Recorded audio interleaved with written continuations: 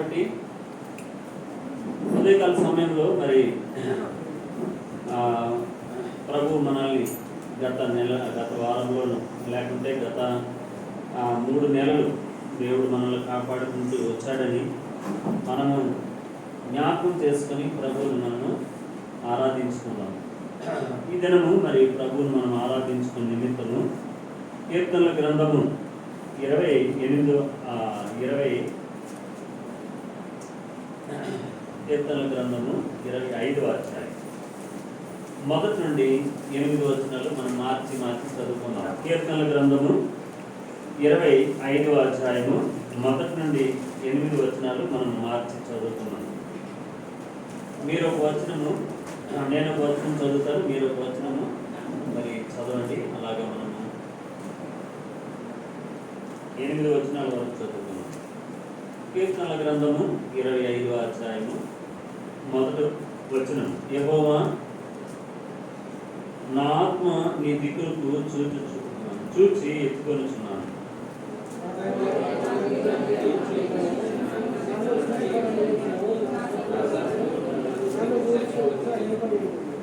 నీ కొరకు కనిపెట్టు వారిలో ఎవడనూ సిగ్గునందడు.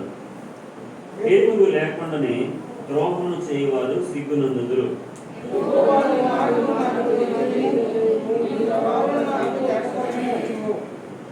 నన్ను నీ సత్యమును అనుసరింపజేసి నాకు ఉపదేశము చేయము. నీవే నా రక్షణకర్తవైన దేవుడు. దినమెల్లా నీ కొరకు కనిపెట్టుచున్నాను.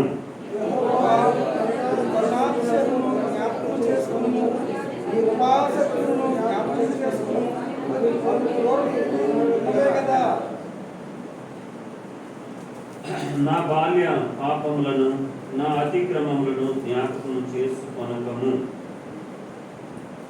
యెహోవా, నీ కృపను బట్టి నీ దయ చొప్పున నన్ను జ్ఞాపకములో ఉంచుకొనును.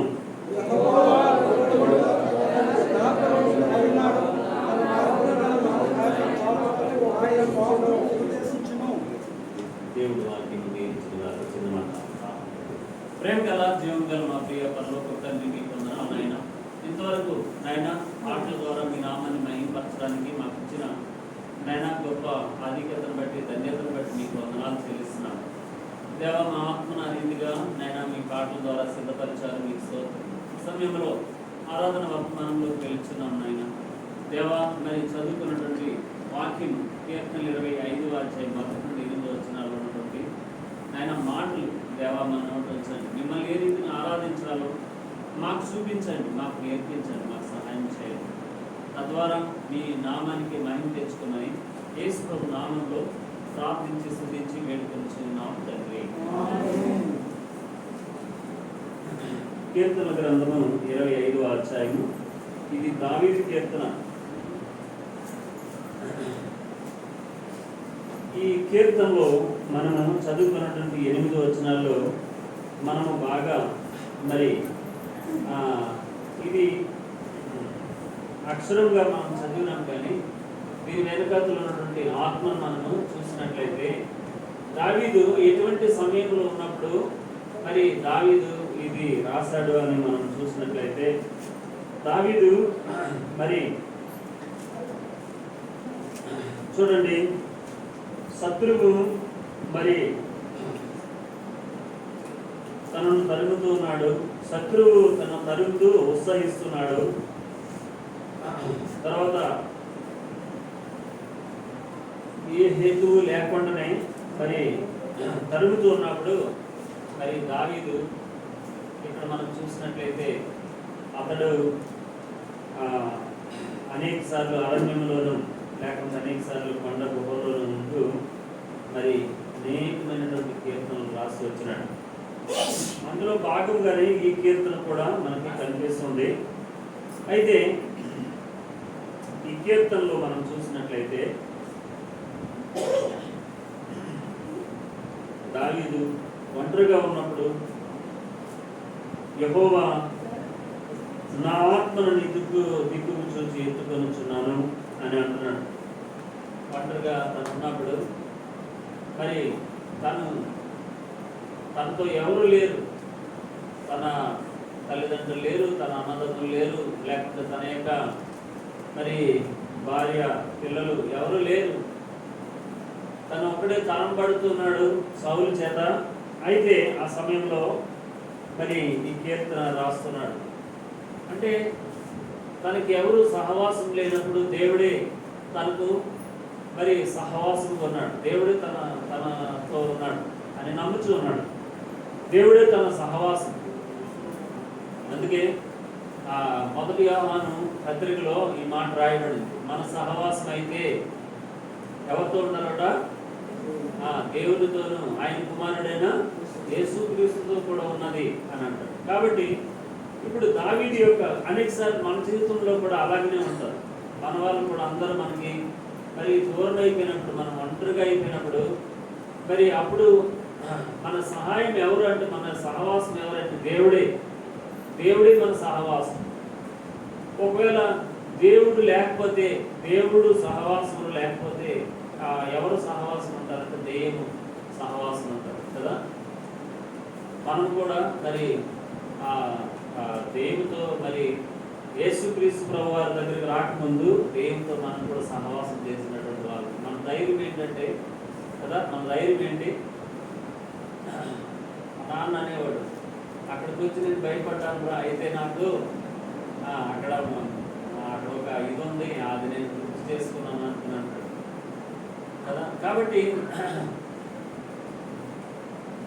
అంటే ఆయన గుర్తు చేసుకున్నది ఏంటి అంటే దెయ్యం.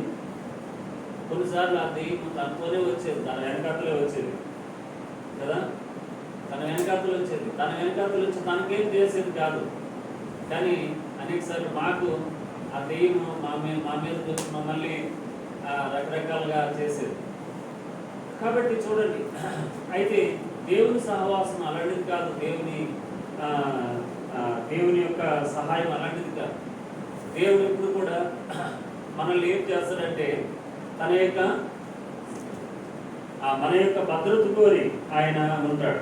అందుకే ఇక్కడ అంటున్నాడు, యెహోవా నా ఆత్మని దిక్కుకు చూసి ఎత్తుకొనిచున్నాను, దేవా నా దేవా నీ యందు నమ్మకించున్నాను, నన్ను సిగ్గుపడనీయకుము, నా శత్రువులు నన్ను గూర్చి ప్రోత్సహింపనీయకుము. సిగ్గుపడనీయకుము, ప్రోత్సహింపనీయకుము అంటున్నాను. అంటే ఎప్పుడు సిగ్గుపడతాము? శత్రువు మనల్ని మరి ఏదైనా నష్టపరిచినప్పుడు మరి మనము సిగ్గుపడతాము కదా.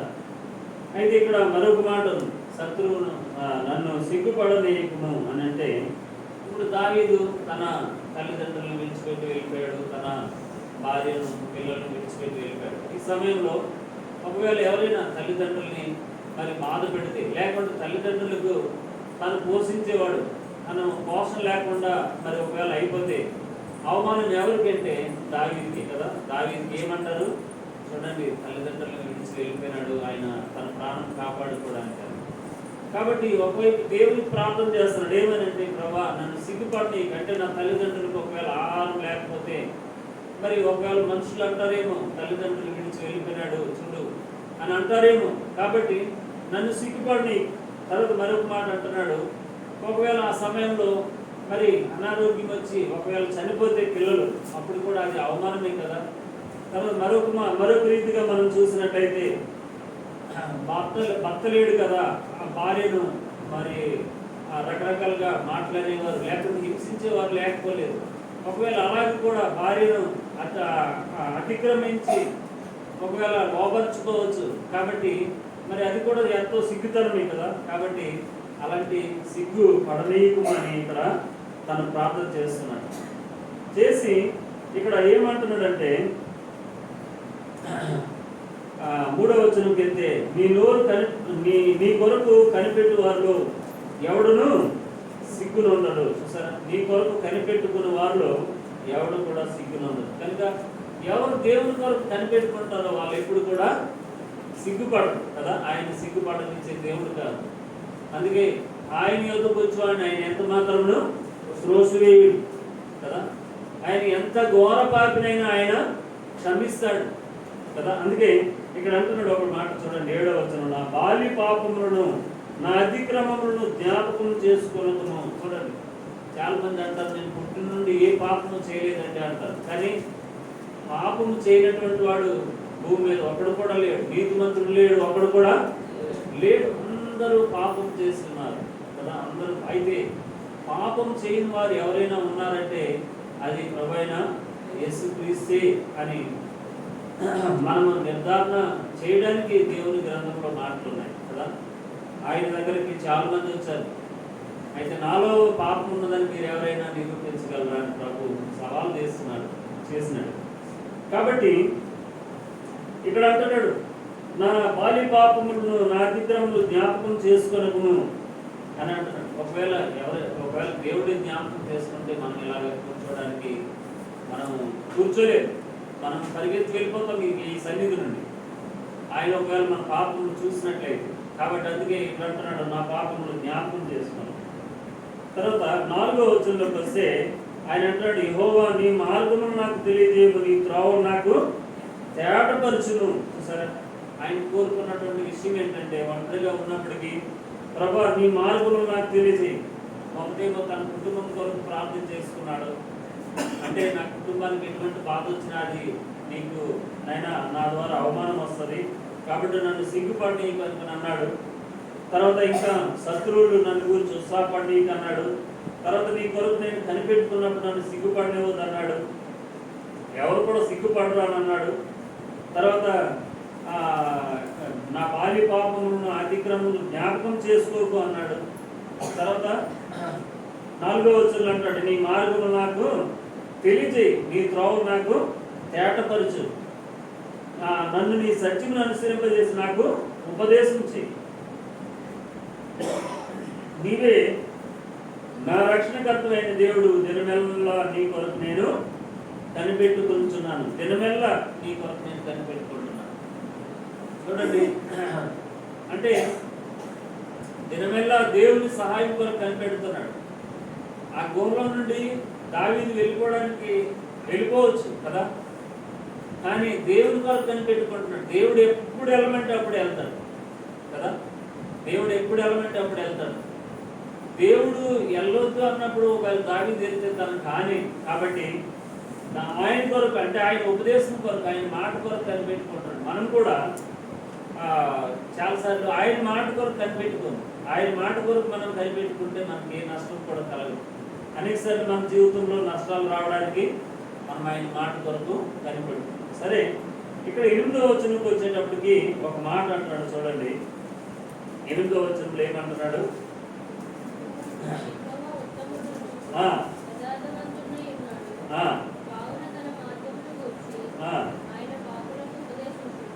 చాలు. ఇక్కడ 8వ వచనంలో చూడండి, ఆయన గ్రహించినాడు. దేవుని కోసం ఆయన గ్రహించిన విషయం ఏంటంటే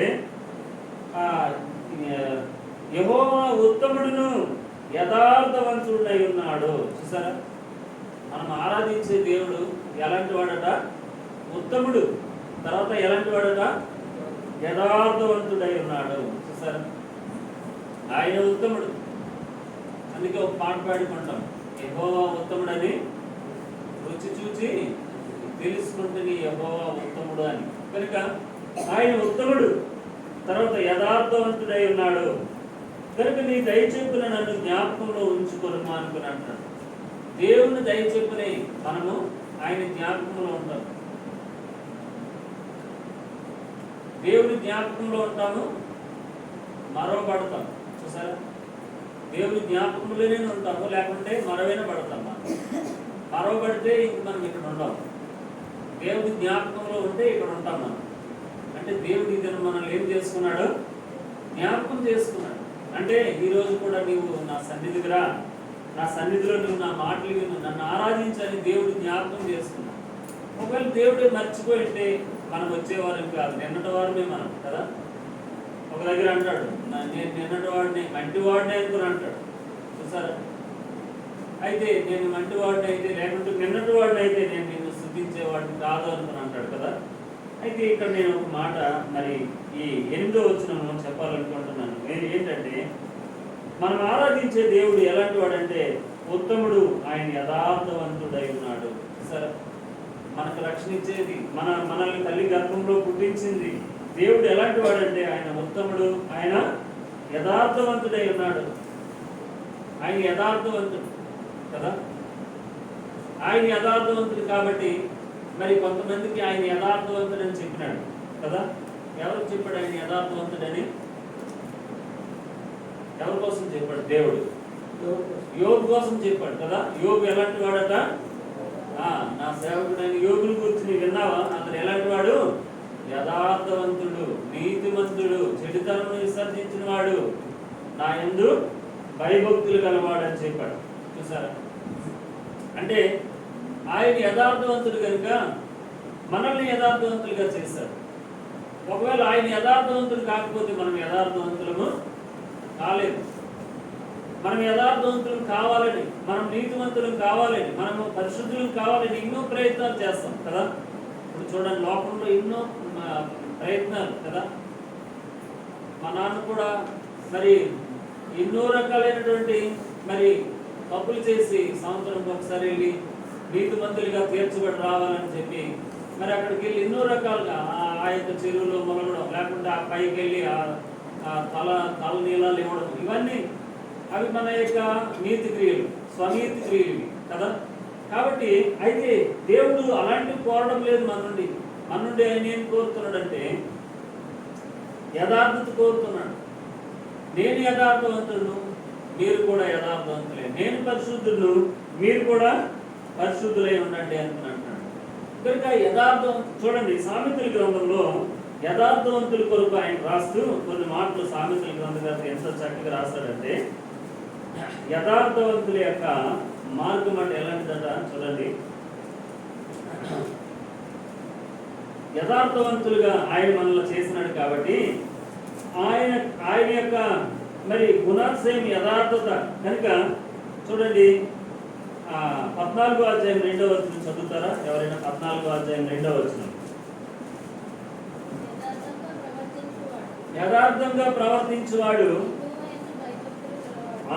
చూసారా, యథార్థంగా ప్రవర్తించువాడు యెహోవా యందు భయభక్తులు గలవాడు. అంటే మనము యథార్థంగా ప్రవర్తిస్తున్నామంటే దేవుని యందు భయభక్తులు గలవాడు. చూడండి, మనుషులు మనల్ని చూసి యథార్థంగా ఈయన ప్రవర్తిస్తున్నాడు అండి అంటే వాళ్ళకి అర్థమైపోతుంది ఈయన ఎవరు ఏదో ఒక దేవుడిని నమ్మున్నట్లు ఉన్నాడు అని కదా. మనము మన యథార్థతను బట్టి మనుషులు మన కోసం ఏం చేస్తారు? సాక్ష్యం ఇస్తారు, ఏదో దేవుని నమ్మున్నారండి అని అనుకో.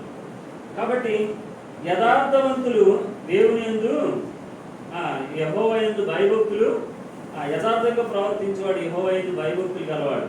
తర్వాత ఇదే మాట చూడండి, 9వ వచనంలో ఉంది. 9వ వచనము 2వ లైన్లో చూడండి. యథార్థవంతులు ఒకరి యందు ఒకరు ఏం చేస్తారట? దయ చూపుతారు. చూసారు, అది దేవుడు మన యందు దయ చూపించినాడు. అదే మనం ఇతరులకు దయ చూపిస్తున్నాం కదా. దేవుడు దయ చూపించినాడు, అందుకే తన కుమారుని పంపించినాడు. లేకుంటే మన పాపముల చేత, మన అపరాధముల చేత మనం చచ్చినటువంటి స్థితిలో ఉండాల్సినటువంటి వారిని. అయితే దేవుడు మనల్ని ఏం చేసినాడు? మన అపరాధముల చేత, మన పాపముల చేత మనం చచ్చి ఉండగా ఆయన కుమారుడు యేసుక్రీస్తు మనల్ని ఏం చేశాడట? బ్రతికించాడు కదా.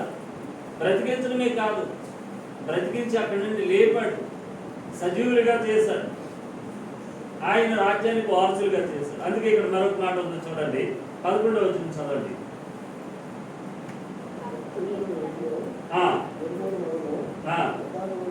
యథార్థవంతుల గుడారము వర్ధిల్లు. చూసారా, దేవుడు మనల్ని ఆయన యథార్థవంతుడు, మనల్ని యథార్థవంతులుగా చేసినాడు. ఎందుకంటే మన గుడారము ఆయన ఏం చేయడానికట?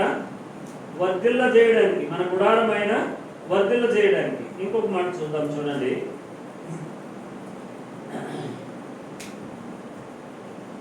ఆ 15వ అధ్యాయము 19వ వచనం చూడండి. 15వ అధ్యాయం 19వ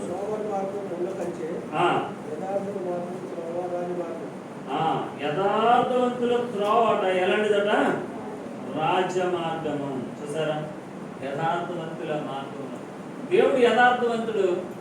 అయితే నీవు ఆయన దగ్గరికి వెళ్ళాలంటే ఆ యథార్థతను అనుసరించి నీవు ఆ రాజ్య మార్గమును నీవే నిర్ణయించుకోవాలి, ఏర్పాటు చేసుకోవాలి. ఇక్కడ ఎవరు ఆయన వచ్చి నీకేదో చేయడు, ఆయన వచ్చి చేస్తాడు తను చేయాల్సినటువంటిది. అయితే నీవు ఆయన విశ్వాసం నుంచి యథార్థవంతుడివే కదా ఆయన సన్నిధికి వెళ్ళాలి కదా.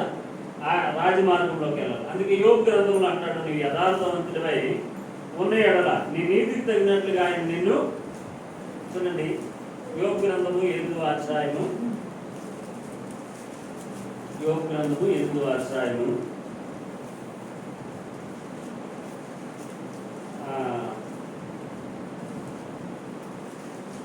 6వ వచనం చూడండి. నీవు పవిత్రుడివై యథార్థవంతుడైన ఎడల నిశ్చయముగా ఆయన నీ యందు శ్రద్ధ నిలిపి నీ నీతికి తగినట్లుగా నీ నివాస స్థలం ఆయన ఏం చేస్తాడట, వర్ధిల్ల చేస్తాడు. కాబట్టి ఆయన యథార్థవంతుడు, నిన్ను ఆయన యథార్థవంతుడిగా చేశాడు, ఆయన యందు భయభక్తులు నిలిపి. అయితే నీవు పవిత్రుడివై యథార్థవంతుడివై ఉండిన ఎడల నిశ్చయముగా ఆయన నీ యందు శ్రద్ధ నిలిపి. చూసారా, నీవు నేను ఆశీర్వదింపబడడానికి, దీవించబడడానికి కారణం ఏంటో తెలుసా? దేవుడు నిన్ను పవిత్రుడిగా చేశాడు, యథార్థవంతుడిగా చేసినాడు. అయితే నువ్వు పవిత్రుడిగా ఉండి యథార్థవంతుడిగా ఉండి ఉన్నట్లయితే నిశ్చయంగా, అంటే వెంటనే ఆయన నీ నివాస స్థలం ఏం చేస్తాడట, వర్ధిల్ల చేస్తాడు. చూసారా, నీ నివాస స్థలం ఆయన ఏం చేస్తాడట, వర్ధిల్ల చేస్తాడు. చాలా మంది నేను వర్ధిల్ల లేకపోతాను అంటారు. కారణం ఏంటంటే, నువ్వు పవిత్రుడు, ఆయన పవిత్రుడు, ఆయన పరిశుద్ధుడు, నువ్వు పరిశుద్ధుడిగా ఉండాలని ఆయన కోరుతున్నాడు. ఆయన యథార్థవంతుడు, నువ్వు యథార్థవంతుడిగా ఉండాలని కోరుతున్నాడు. అయితే మన యథార్థతను బట్టి, మన పరిశుద్ధుని బట్టి మనం అలా ఉండలేక, ఒకవేళ అలాగా మనం వర్ధిల్లలేకపోతున్నామేమో అనేది మనము పరీక్షించుకోవాలి. అయితే ఇక్కడ మొదటి మాట ఏంటంటే, ఆయన యథార్థవంతుడు, మనల్ని ఆయన యందు భయభక్తులు గలవారుగా చేసి తన కుమారుడు యేసుక్రీస్తు ద్వారా ఆయన మనల్ని ఏం చేస్తాడు, యథార్థవంతులుగా చేసినాడు కదా. యథార్థవంతులుగా చేసి సామెతల గ్రంథంలో చాలా మాటలు చూస్తున్నాం. మన గుడారం వర్ధిల్ల చేస్తాడని, తర్వాత మనకు రాజమార్గం ఆయన చూపిస్తాడని అనేక మాటలు చూస్తున్నాం. అయితే యోబు గ్రంథం 8వ అధ్యాయం 6వ వచనంలో మన నీతికి తగినట్టుగా ఆయన మన నివాస స్థలం ఏం చేస్తాడట, వర్ధిల్ల చేస్తాడు అంతే కదా. మన నీతికి తగినట్లుగా, మన యథార్థతను బట్టి, మన పవిత్రతను బట్టి ఆయన మన యందు శ్రద్ధ నిలిపి మన నీతికి తగినట్లుగా ఆయన మనల్ని మరి వర్ధిల్ల చేస్తాడు. దేవుల్లో వర్ధిల్లడము కదా, దేవుల్లో వర్ధిల్లడం.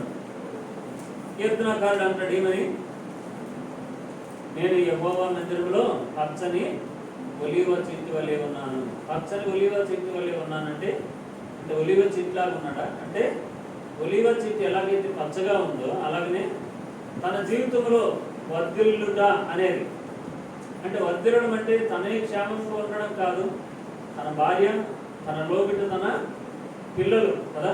128వ కీర్తనలో మనం చూస్తే, యెహోవా యందు భయభక్తులు గల వాళ్ళు ఎలాగ ఆశీర్వదింపబడతారని చెప్పి, లోబిడ్డ నీ భార్య ఫలించు ద్రాక్ష వలె ఉండును, నీ పిల్లలు నీ కళ్ళ చుట్టూ ఒలీవ మొక్కల వలె ఉందురు అనుకున్నాడు. కాబట్టి అది వర్ధిల్లడం అంటే, అది దేవుని మందిరంలో పచ్చని ఒలీవ చెట్టు వలె ఉండడం అంటే. కాబట్టి దేవుడు అలాగ మనల్ని చేయడానికి, నీ నీతికి తగినట్టుగా నీ నివాస స్థలం ఆయన వర్ధిల్ల చేస్తానంటున్నాడు. సమూయేలు గ్రంథంలో ఒక మాట చూడండి, 2వ సమూయేలు గ్రంథము 22, 2వ సమూయేలు గ్రంథము 22వ అధ్యాయము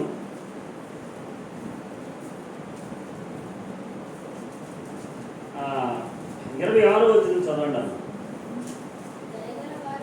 దయగల వారి ఎడల నీవు దయ చూపించుదు, యథార్థవంతుని ఎడల నీవు యథార్థవంతుడుగా ఉండు. చూసారా, దేవుడు యథార్థవంతుడు కాబట్టి ఆయన దయగల వారి ఎడల దయ చూపించేవాడు.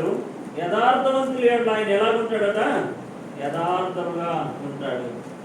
నీవు యథార్థంగా ఉంటే ఆయన కూడా యథార్థంగానే ఉంటాడు. ఎందుకంటే ఆయన యథార్థవంతుడు, నేను యథార్థవంతుడిగా చేసినాడు. కాబట్టి యథార్థవంతులు ఎడల ఆయన ఎలా ఉంటాడట, యథార్థంగా ఉంటాడు. యథార్థవంతులు ఎడల ఆయన యథార్థంగా ఉండి ఏం చేస్తాడట, 29వ వచనంలో, యెహోవా నీవు నాకు దీపమై ఉన్నావు, యెహోవా చీకటిని నాకు వెలుగుగా చేయును. చూసారా, నీ చీకటి జీవితాన్ని ఆయన వెలుగుగా చేస్తాడు. అందుకు ఆయన యథార్థవంతులు ఎడల యథార్థంగా ఉండే దేవుడు కదా. ఆయన యథార్థవంతులు ఎడల యథార్థంగా ఉండే దేవుడు. ఏంటి అంటే ఆయన మన చీకటిని ఆయన ఏం చేస్తాడట? వెలుగుగా చేస్తాడు. ఆయన మన దీపమును, ఆయన మనకు దీపమై ఉన్నాడు. అందుకే కీర్తనలు మనం చూస్తే నీ వాక్యము నా పాదములకు దీపము, నా త్రోవులకి వెలుగు అనుకుని అంటాడు. కాబట్టి ఆయన యథార్థవంతులు ఎడల యథార్థవంతుడైనటువంటి దేవుడు అని ఇక్కడ సమూయేలు గ్రంథంలో ఇక్కడ మరి దావీదు చెప్తాడు. ఇక్కడ తర్వాత ఇంకా మనం చూసినట్లయితే మొదటి సమూయేలు గ్రంథము చూడండి. అక్కడ మొదటి సమూయేలు గ్రంథము ఇందులో కూడా మొదటి సమూయేలు గ్రంథము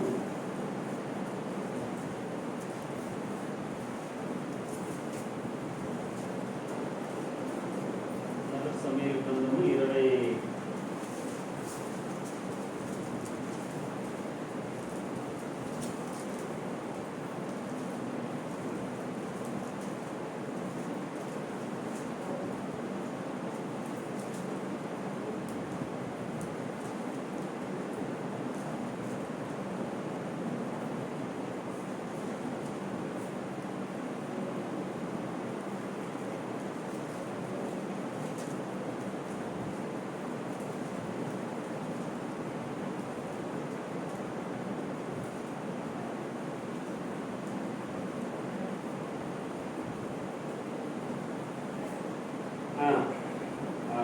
రెండో సమూయేలు గ్రంథమే 22వ అధ్యాయం 33వ వచనం చదవండి. అక్కడే ఉంది. దేవుడు నాకు బలమైన కోటగా ఉన్నాడు, ఆయన తన మార్గమందు ఎవరు నడిపిస్తాడట? యథార్థవంతులను తన మార్గమందు నడిపిస్తాడు. చూసారా, దేవుడు ఏమైనాడట? దేవుడు నాకు బలమైన కోటగా ఉన్నాడు, ఆయన తన మార్గమందు యథార్థవంతులను నడిపించును. చూసారా, ఆయన తన మార్గమందు యథార్థవంతులను నడిపిస్తాడు. ఎందుకు ఆయన తన మార్గమందు యథార్థవంతులను నడిపిస్తాడంటే ఆ కింద వచ్చిన ఏమంటున్నాడు చూడమ్మా.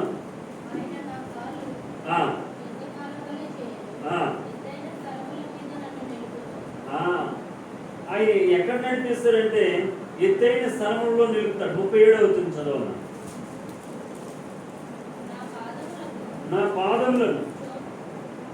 పాదములకు చోటు విశాలపరచుదు, నా చీలమండలను వెనకవు. చూసారా, నా చీలమండలు వెనకవు. నా పాదములకు చోటు విశాలపరచుదు. ఎత్తైన స్థలంలోకి వెళ్ళినప్పుడు సాధారణంగా మనకేమవుతుంది చెప్పండి? ఎత్తైన స్థలంలోకి వెళ్ళేటప్పుడు మనకేమవుతుంది? కాళ్ళు బెనుకుతాయి. కానీ ఇక్కడ అంటున్నాడు ఆయన నా పాదములు ఆయన అలా చేయనివుడు అనుకుని అంటున్నాడు. ఎందుకంటే ఆయన తన మార్గమునందు నన్ను నడిపించును కనుక ఆయన నా కాళ్ళను జింకు కాళ్ళ వల్లే చేయను, ఎత్తైన స్థలములందు నడిపించును. అయితే నా కాళ్ళు వెనకవు, నా చీలమండలు వెనకవు, నా పాదములకు ఆయన విశాలపరచును, చోటు విశాలపరచును అనుకుని అంటాడు. కనుక ఆయన మరి తన మార్గమందు ఆయన నడిపించుకునే దేవుడు అని మనం చూస్తున్నాం. యథార్థవంతులుగా చేసి ఆయన మనల్ని నడిపించుకునే దేవుడిని. అయితే 24వ వచనం చదవమ్మా. 24వ వచనం, అదే అధ్యాయం 24వ వచనం. దోషక్రియలు నేను చేయనల్లకుంటుని కనుక ఆయన దృష్టికి యథార్థుడినైతిని. చూసారా, దోషక్రియలు నేను చేయనల్లకుంటుని కనుక ఆయన దృష్టికి నేనేమయ్యాను? యథార్థవంతుడు. ఎప్పుడు యథార్థవంతుడు చెప్పండి? దోషక్రియలు మనము చేయలేము. దోషక్రియలు లోకంలో మనం చూస్తే అందరూ అపరాధముల చేత పాపముల చేత మరి దోషులే కదా. అయితే మనం దోషక్రియలు చేయకపోవడం బట్టి యథార్థవంతులమే ఉన్నాం. యథార్థవంతులు అంటే అర్థం ఏంటంటే మరి లోకమంతా దోషములో ఉంది, లోకమంతా దోషం చేస్తూ ఉంది. అయితే మనము దోషక్రియలు చేయకపోవడం బట్టి ఆయన దృష్టికి మనం ఏమైనామట? యథార్థవంతులమై ఉన్నాము కదా. ఆయన దృష్టికి మనము యథార్థవంతులమై ఉన్నాము. ఇంకా మనం చూసినట్లయితే కీర్తనల గ్రంథంలో ఒక మాట అంటాడు. కీర్తనల గ్రంథము 41వ అధ్యాయం చూడండి. అక్కడ దావీదు అంటాడు. కీర్తనల గ్రంథము 41వ అధ్యాయము కీర్తనలు 41:12. నా యథార్థతను బట్టి నీవు నన్ను ఉద్ధరించుచున్నావు, నీ సన్నిధిని నిత్యము నన్ను నిలవబెట్టుదు. చూసారా, మన యథార్థతను బట్టి దేవుడు మనల్ని ఏం చేస్తాడు? ఉద్ధరిస్తాడు. మన యథార్థతను బట్టి మనల్ని ఉద్ధరిస్తాడు. నీ సన్నిధిని నిత్యము నిలవబెట్టుదు. ఆయన సన్నిధిలో నిత్యము మరి మనల్ని నిలవబెడతాడు. నిత్యం అంటే 13వ వచనం చదవండి. నిత్యం అంటే ఏంటట?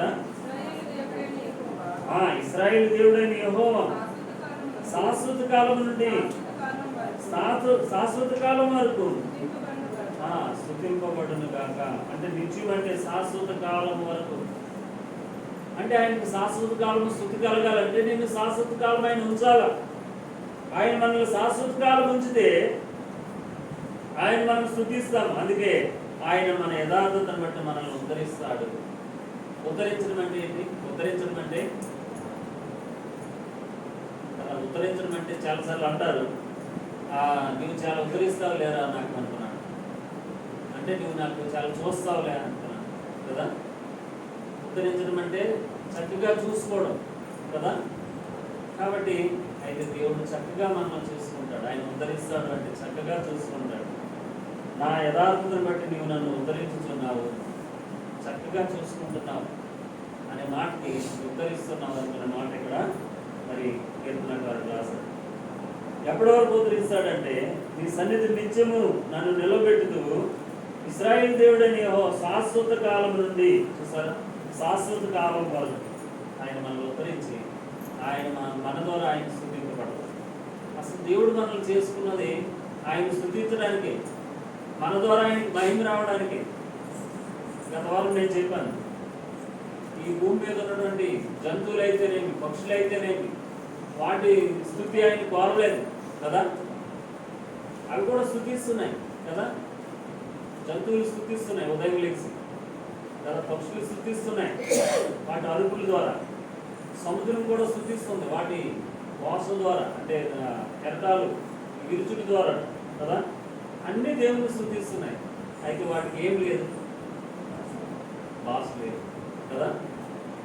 ఆకాశము నీ మహిమను, అంతరిక్షము నీ మహిమను వివరిస్తుంది. అయితే వాటికి ఏం లేదట, భాష లేదు, మాట లేదు. కానీ దేవుడు నీకు నాకు ఆయన మాట్లాడే భాష ఇచ్చాడు కదా. ఆ భాష ద్వారా నీవు నేను ఆయన ఆరాధించాలి. ఆయన ఆరాధించడానికి మనల్ని ఏం చేశాడు? ఆయన యథార్థవంతులుగా చేశాడు కదా. యథార్థవంతులుగా చేశాడు. యథార్థవంతులుగా చేయడానికి ఆయన ఎవరు? ఆయన యథార్థవంతుడు కదా. కీర్తనకారుడు అదే మాట్లాడాడు కదా 25వ అధ్యాయం 8వ వచనంలో, యెహోవా యథార్థవంతుడే అన్నాడు. ఆయన నన్ను యథార్థవంతుడిగా చేసి ఆయన ఏం చేశాడు? మొట్టమొదటిగా మన నివాస స్థలమును వర్ధిల్ల చేశాడు. ఆయన యథార్థవంతుడే కదా. మనం యోబు గ్రంథంలో చూసినాం 8వ అధ్యాయము 6వ వచనం, ఆయన యథార్థవంతుల నివాస స్థలమును వర్ధిల్ల చేయనని. తర్వాత ఇంకా సమూయేలు గ్రంథంలో ఏం చూసినాము? యథార్థవంతులుగా ఆయన యథార్థవంతుడై ఉన్నాడు. తర్వాత కింద వచనంలో మనం చూసినాం కనుక ఆయన యథార్థవంతుడు కనుక దేవుడు ఆ రీతిగా మన ఎడల తనకి యథార్థతను మరి ఆయన కనపరిచేవాడుగా, యథార్థతను చూపించి ఆయన మనల్ని ఉద్ధరించేవాడుగా ఉన్నాడని ఇక్కడ మనం చూస్తూ వచ్చినాం. ఇంకో మాట చూద్దాం, చూడండి. సామెతల గ్రంథము 20వ అధ్యాయంలో, సామెతల గ్రంథము 20వ అధ్యాయము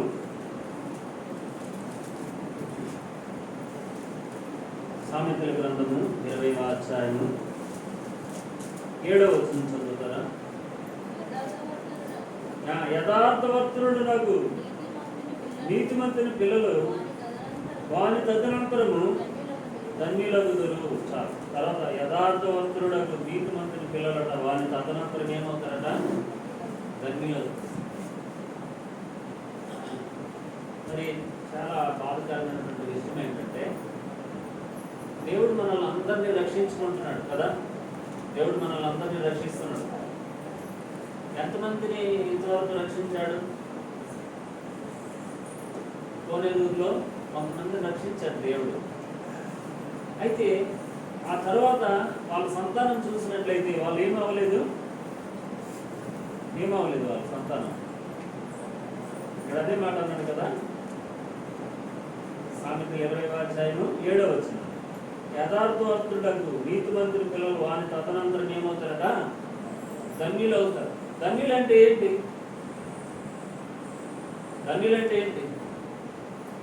చాలా మంది అంటారు ధన్యులంటే పొలము ఇల్లు అన్ని కలిగి ఉండడమే ధన్యులు కదా.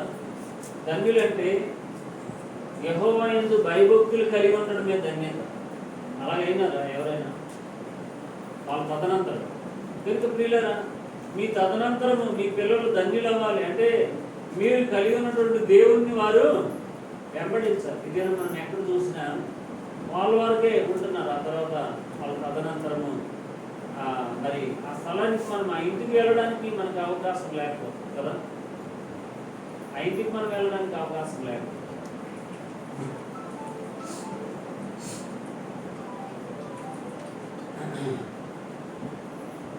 కాబట్టి ఆ ఇంటికి మనం వెళ్ళలేకపోతున్నాం. కారణం ఏంటంటే వాళ్ళు ప్రభువునందు విశ్వాసం ఉంచలేదు. నేను ఒక ఇంటికి వెళ్ళాను, అమ్మ నాన్నలు చనిపోయినారు. వాళ్ళు ఉండేటప్పుడు చక్కగా ప్రార్థనకు వచ్చేవాళ్ళము, ప్రార్థన చేసేవాళ్ళం. అయ్యా వాళ్ళు ఉన్నంత వరకు ఏదో చేసినారు, ఇప్పుడు మరి అలాంటివి చేయొద్దు అనుకున్నాను. చూసారు ఎంత బాధకరమైన విషయం. మీరు అదే మీ తర్వాత మీ తదనంతరము వాళ్ళు కదా, మీ తదనంతరం వాళ్ళు మరి దేవుని యందు భయభక్తులు గలవారుగా ఉండాలని నీవు యథార్థవంతులుగా ఉండాలి. ఉంటున్నామా యథార్థవంతులుగా? ఏ విషయంలో యథార్థవంతులుగా ఉంటున్నాం కదా? ఏ విషయంలో యథార్థవంతులుగా ఉంటున్నాం?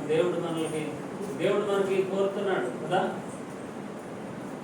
పరిశుద్ధ దినం పరిశుద్ధంగా ఆచరించి జ్ఞాపకం చేసుకుని అని అన్నాడు. కనుక పరిశుద్ధ దినం ఇది, పరిశుద్ధంగా ఆచరించి మనం జ్ఞాపకం ఉంచుకోవాలి. దాంట్లో మనకి యథార్థత ఉందా కదా, మొదటి విషయం కదా. ఇంకా పరిశుద్ధ దినం అని జ్ఞాపకం చేసుకొని దేవుని మందిరానికి మనం వస్తున్నాం. దేవుని మందిరానికి వచ్చి దేవుని మనం ఆరాధించగలుగుతున్నాం ఆత్మతో సత్యంతో. అందులో కూడా మనకి ఆయన తన యథార్థతను కోరుతున్నాడు కదా. చాలా మంది వస్తారు, ఏదో 2 పాటలు వింటారు, 2 మాటలు వింటారు, ఆ తర్వాత అది మౌనంగా ఉండి వెళ్ళిపోతారు. దేవుడు ఆత్మ కనుక ఆరాధించేవారు ఆత్మతోనూ సజీవుతోనూ ఆరాధించాలి. తండ్రి అటు వారిని కావాలని కోరుతున్నాడు అని రాయబడింది యోహాను సువార్త 4. అందులో మనం యథార్థవంతులుగా ఉండాలి కదా. యథార్థవంతులుగా ఉంటున్నాం, ఆరాధిస్తున్నాం ఆ దేవుడు. రక్షణ పొందినటువంటి నీవు తప్పనిసరిగా దేవుడిని ఆరాధించాలి. తర్వాత యథార్థంగా మాట్లాడగలుగుతున్నాము. నీవు యథార్థంగా మాట్లాడితే నీ తర్వాత నీ పిల్లలు వాళ్ళు యథార్థవంతులు అవుతారు. నీ దేవుని సన్నిధికి వస్తారు, దేవుని యందు భయభక్తులు ఉంచుతారు. వాళ్ళు ఏమంటారు తెలుసా? మా అమ్మ వాళ్ళు దేవుని దగ్గరికి వెళ్ళేవాళ్ళు కానీ ఎన్నో అబద్ధాలు ఆడేవారు, ఎన్నో రకాల తప్పులు చేసేవారు. నేనేంటి దేవుడిని అనుకుంటాను కదా. ఒక ఆయన మొన్న నేను ఒక ఆయనకు అడుగుతున్నాడు, అయ్యా నువ్వు యేసు ప్రభువుని అనుకుని మళ్ళీ ఎలాగా హిందువుడు అయ్యావు అంటే ఆయన అంటున్నాడు, అయ్యా నేను మా అమ్మ నాన్నలు ప్రభువుని నమ్ముకున్నారు, కానీ వాళ్ళు అలాగా వాళ్ళు గొడవలు ఆడుకునేవారు, వాళ్ళు రకరకాలుగా చేసుకునేవారు. మరి నేను వాళ్ళ దగ్గర ఏమి నేర్చుకోగలనని మళ్ళీ నేను ఇలాగ వచ్చేసాను అంటున్నాను. చూసారా? కాబట్టి ప్రియులారా, నీ యథార్థత జీవితము, నీ సాక్ష్యము వాళ్ళకు చూపించాలి. లేకుంటే వాళ్ళని తర్వాత వాళ్ళ ప్రభువుని నమ్ముకోరు. వాళ్ళ ఇంటికి వెళ్తే సేవకులుగా మేము మీ తదనంతరం ఒకవేళ వాళ్ళ ఇంటికి వెళ్తే సేవకులు వాళ్ళు ఏమంటారు తెలుసా? వాళ్ళే చక్కగా జీవించలేదు, వాళ్ళు ఒకవేళ చక్కగా జీవించుంటే నాకెందుకు ఇలాగా అనుకున్నాను. కాబట్టి పిల్లరా, యథార్థవంతులు, ఇక్కడ అదే మాట రాయబడింది, యథార్థవంతుల యొక్క మీ పిల్లలు వాళ్ళ తదనంతరం ఏమవుతారట? ధన్యులు అవుతారు. ధన్యులు అంటే అర్థం ఏంటట? దేవుని యందు భయభక్తులు కలిగి ఉండడమే ధన్యులు. కాబట్టి మీ పిల్లలు ధన్యులుగా చేస్తున్నావా? లేకుంటే నీ ఉన్నంత వరకే, ఆ తర్వాత వాళ్ళు ఏమైతావు నీ వాళ్ళు దేవుడు నమ్ముకోకపోతే నమ్ముకోవచ్చు. అలాగుంటున్నాను కదా, అలాగుంటున్నాం మనం. అలాగుంటే దేవుడు నీకేం బహుమానం ఇస్తాడు? నీ పిల్లల్ని నువ్వు రక్షించుకోలేదు, నీ కుటుంబాన్ని నువ్వు రక్షించుకోలేదు అని అంటాడు కదా. కాబట్టి అయితే దేవుడు అలాగే నీ కొరకే ఆ రక్షణ, నీ నీ నీ వరకే కాదు, నీ తదనంతరం కూడా నీ పిల్లలు ధన్యులవ్వాలి. ఆయన ఆశ నీవు నెరవేర్చగలుగుతున్నావా అనేది మనం దేవునికి ఒకసారి సమర్పించుకొని, ఒకవేళ నీ పిల్లలు అలాగే ఉంటే దేవా నీకు వందనాలని చెప్పచ్చు. లేదు అంటే దేవుని సన్నిధిలో విరిగి నలిగిన హృదయంతో ప్రార్థన చేయవచ్చు. ఇంకా చివరిగా మనం చూసినట్లయితే దేవుడు మనల్ని యథార్థవంతులుగా చేశాడు కదా. ఆయన యథార్థవంతుడు కనుక ఇంకా మనకి ఏం చేశాడు ఆయన చూడండి. ఇంకా మనకు ఆయన ఏం చేశాడు అనుకునంటే, సామెతల గ్రంథము రండి 16వ అధ్యాయం. సామెతల గ్రంథము 16వ అధ్యాయము. సామెతల గ్రంథం 16వ అధ్యాయము. ఇందాక ఈ మాట చూస్తున్నాం కదా. 6వ వచనం చదవండి. సామెతలు 16:6.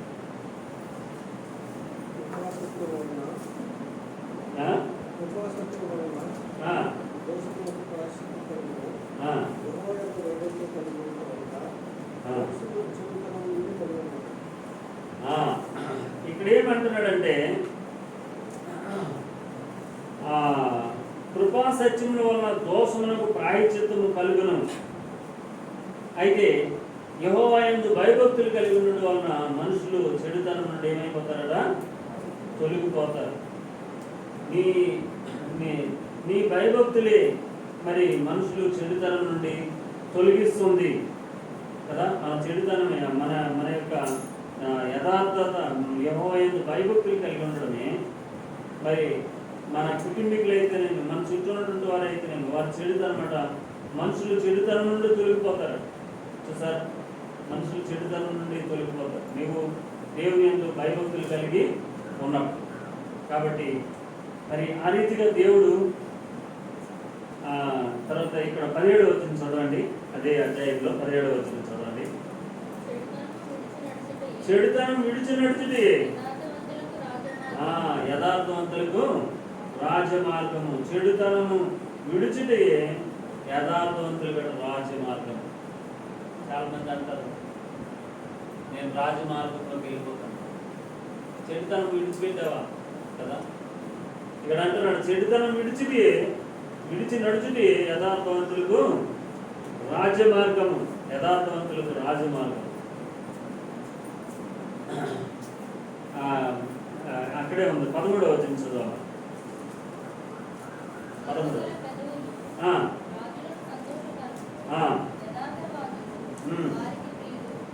చూసారా, నీతి గల పెదవులట రాజులకట సంతోషకరములట, యథార్థవాదులట వారికి ప్రియులు. చూసారా, రాజులకి ఎవరు ప్రియులు అంటే యథార్థంగా ఉన్నటువంటి వారు. రాజు దగ్గర మనం ఎంత యథార్థత ఉంటే అంతగా ఆయన మరి మనల్ని ప్రేమిస్తాడు. లేదంటే ఆయన దృష్టికి మనం హేయమైనటువంటి వారు. ఒకసారి ఆయన దృష్టికి తప్పు చేస్తే ఆయన దృష్టికి మనము ఏమైపోతాం. చూడండి, ఒక రాజు దగ్గర ఒక 2 మంత్రులు ఉన్నారు. ఆ మంత్రులు ఒకసారి ఏం చేస్తున్నారంటే రాజుని చంపాలనుకున్నారు. చూసారా, అది రాజుకి తెలియదు. అయితే ఒక ఆయనకి తెలుసుకొని అది తెలియజేశాడు, అయ్యా ఇలా నేను చంపడానికి ఇలాగ వాళ్ళు అన్నాకం చేశారంటే వెంటనే అలాంటి వాళ్ళు ఉంచుతాడా మళ్ళీ? వాళ్ళని వెంటనే పట్టుకుని వెళ్ళి జైల్లో వేసి, మరి మన పరలోకపు రాజు ఆయన దగ్గర మనం ఎలా ఉన్నాం కదా. మనం ఆయన దగ్గర ఎలా ఉన్నాము? ఈ ఉదయకాల సమయంలో ఆయన యథార్థవంతుడు. ఆయన ఎలాంటి వాడని చూసినాడు. 25వ కీర్తన 8వ వచనంలో ఆయన ఉత్తముడు, తర్వాత యథార్థవంతుడు. ఆయన ఉత్తముడు, ఆయన యథార్థవంతుడు. ఆయన ఉత్తముడు అని రుచి తెలిసి ఆయన యథార్థతలోకి ప్రయాణం చేసి ఆ యథార్థవంతులకు వచ్చినటువంటి ఆశీర్వాదాలు ఏంటో మనము చూస్తూ వచ్చినాము. మొట్టమొదటి ఏం చూసినాము? యథార్థవంతులుగా నీవు ఉంటే, యథార్థవంతులుగా ఉంటే ఆయన ఏం చేస్తాడు? నీ నివాస స్థలంను చేస్తాడు. అవును ప్రభా, ఒకప్పుడు నేను యథార్థవంతుడిని కానీ నీవు యథార్థవంతుడు. నేను నమ్ముకున్నాను, నన్ను యథార్థవంతుడిగా చేసావు. నా యొక్క నివాస స్థలం నీవేం చేసావు? వర్తిల్ల చేసావు. చేశాడా లేదా? మనల్ని మన నివాస స్థలం వర్తిల్ల చేశాడు. అందుకే మనం ఈరోజు ఇలాగా ఆయన సన్నిధికి వచ్చినాం. ఒకవేళ ఆయన ఏం చేయకపోతే మనుషులు ఇంకొకరిలాగా మనం వెళ్ళిపోయి ఉంటాం. చాలా మంది వెళ్ళిపోయారు కదా. అలాగే ఈ దేవుడు వలన ఏమి మాకు రాలేదు, ఈ దేవుడు మాకు పడలేదు అని చెప్పి. కానీ దేవుడు మనల్ని ఏం చేశాడు? వర్ధలు చేశాడు. మన నివాస స్థలం ఆయన వర్ధలు చేశాడు. అందుకు మనం ఆయన సన్నిధికి వచ్చాడు. అందుకు మనం దేవుడిని ఆరాధించాలి. 5 విషయాలు చూసాం. తర్వాత ఆయన ఏం చేస్తాడని చూసామన్నా, మన నివాస స్థలం ఆయన వర్ధలు చేస్తాడు. తర్వాత ఏం చేస్తాడు? యథార్థవంతులకి ఆయన యథార్థంగా ఉంటాడు. నీ యథార్థంగా ఉంటే ఆయన కూడా నీ ఎట్ల యథార్థంగా ఉండి ఆయన నువ్వు ఎక్కలేనంత ఎత్తైన స్థలంలో నేను నడిపిస్తాడు. నీ పాదములు వెనకు నువ్వు తొట్టిల్లిపో. నువ్వు ఎంత ప్రయాణం చేసినా నువ్వు తొట్టిల్లిపో కదా. తర్వాత ఇంకేం చూసినామంటే, యథార్థవంతుల మరి మన మార్గము ఆయన మరి రాజమార్గముగా చేస్తాడని చూసినాం. తర్వాత ఆయన మనల్ని ఉద్ధరిస్తాడు అని మనం చూసినాం. తర్వాత మన పిల్లలు ఆశీర్వదింపబడతారని చూసినాము. తర్వాత మరి ఆయన మనల్ని మన పిల్లలను మరి ఆయన వృద్ధి చెందిస్తాడని కూడా మనము చూస్తాం. కనుక ఈ విషయాలు జ్ఞాపకం చేసుకుని ఉదయకాల సమయంలో మనము ప్రభువుని ఆరాధిద్దాం. ఆ రీతిగా ప్రభు మనకి సహాయం చేయగా ఒక పల్లవి ఒక చరణం పాడుకొని మనము ఆరాధనలోకి వెళ్ళిపోదాం. ఎందుకంటే చాలామంది పాటల సమయానికి కూడా రాలేకపోయినారు కనుక వాళ్ళ కొరకైనా ఒక మరి పల్లవి ఒక చరణం పాడుకుందాం. పాట సంఖ్య 5, యెహోవా నా బలమా యథార్థమైనది నీ మార్గం అనే పాటలో